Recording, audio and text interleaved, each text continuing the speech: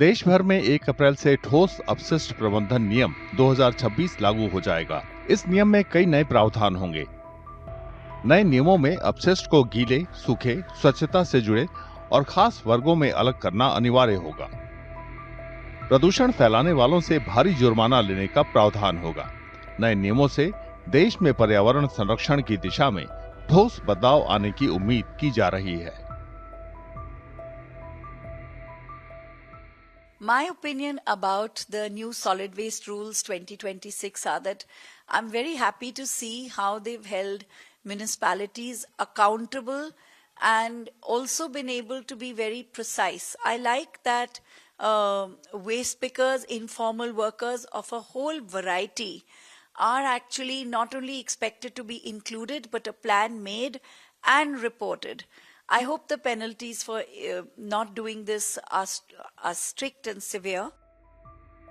भारी मात्रा में अपशिष्ट पैदा करने वालों के लिए जिम्मेदारियां तय की गई हैं।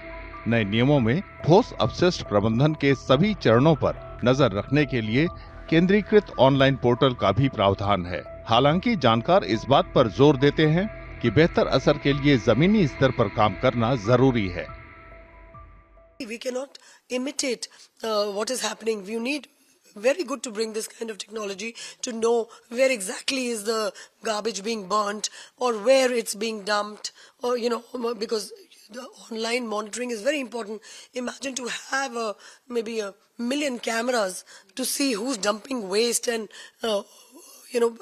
sadly I'm telling you, I mean it's quite shocking, but the government will be the biggest violator there. Their own people are the ones who are actually dumping wherever they want, so all that maneuvering will happen, from those rooms that can help. But then how will you take action on that? The action will have to be of real people, of real boots on the ground. You will have to find people, you'll have to penalize the violator. पर्यावरणविदों ने नए नियमों की तारीफ की और नए मानदंडों का स्वागत किया। साथ ही उन्होंने ये भी कहा कि इसकी कामयाबी असरदार तरीके से लागू करने पर निर्भर करेगी। इन टर्म्स ऑफ पॉलिसी काफी अच्छा कदम लिया गया है, लेकिन हमें लोगों को एज वेल एज हमारे प्रशासन को थोड़ा सा इनके बेटर मैनेजमेंट के ऊपर, इम्प्लीमेंटेशन के ऊपर, इनके लिए जो इंफ्रास्ट्रक्चर चाहिए उसको मुहैया कराने के ऊपर ध्यान देना होगा।